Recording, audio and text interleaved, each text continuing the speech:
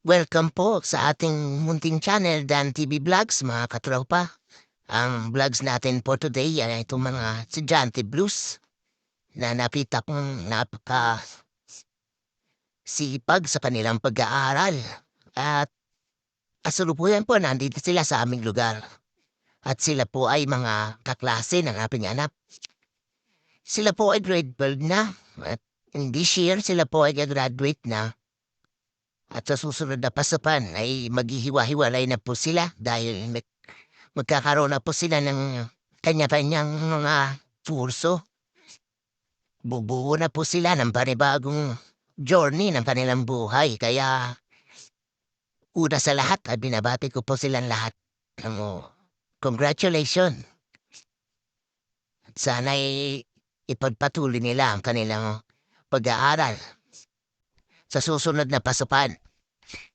At talaga naman pong nakaka-inspired at nakaka-proud ang mga ganitong bata dahil sa kabila ng kanilang stress sa pag-aaral, ay nakikita mo sa kanilang mga muka ang ngiti at saya at tini-enjoy nila ang kanilang pagiging estudyante.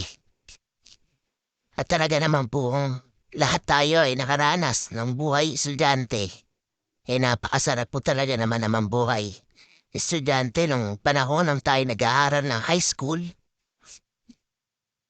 Pag naalala po natin ang ating nakaraan sa school nung tayo ay nag-aaral, ang ating mga masasayang memories na nangyari naganap sa eskwelahan nating pinapasukan o ating napasukan.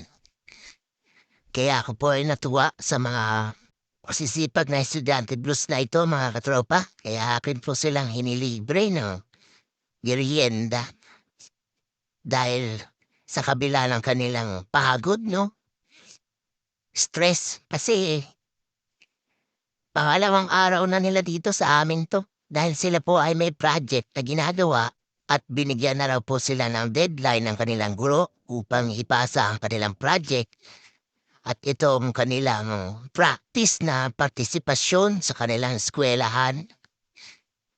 Sila po ay nagsisikap na makakuha ng mataas na marka sa kanilang guro.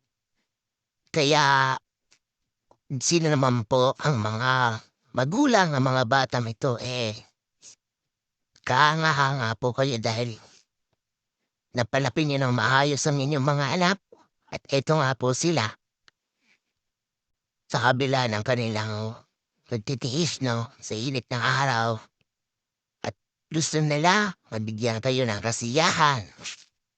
Masunod ang payo nyo sa kanila na sila po'y makapagtapos ng pag-aaral para nang sa ganon, dating ng araw, may maganda silang kinabukasan.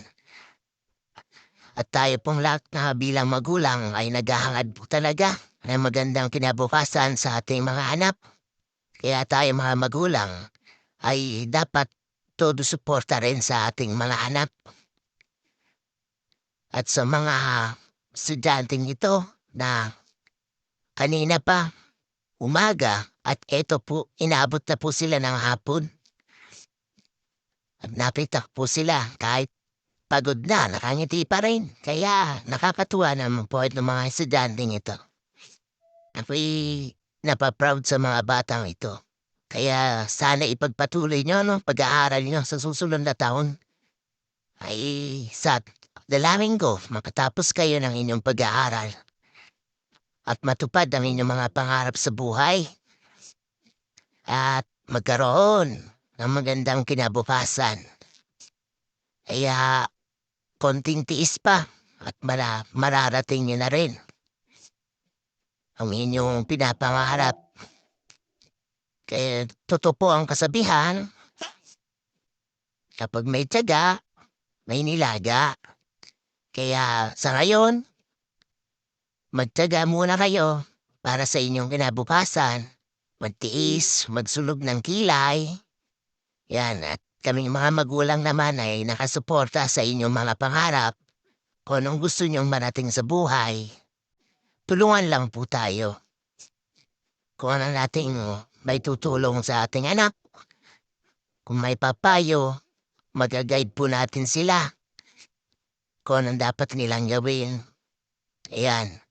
At tayo naman pong mga magulang, lagi po nating uunawain ang ating mga anak kung paminsan-minsan meron silang mood na hindi mo maintindihan dahil iba po ang mga kabataan sa ngayon. Kaya lagi po natin siyang kakausapin. Ito rin yung kaibigan, kabarkada. Yung banding. Magkaroon po kayo ng banding sa inyong pamilya.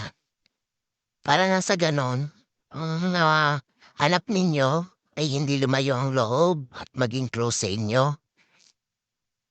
Kaya tayo mga magulang ay maging mapag-unawa sa ating mga anak. At kayo namang mga bata ay gawin nyo naman ang inyong parte na sundin ang payo ng mga magulang para rin sa inyong kinabukasan.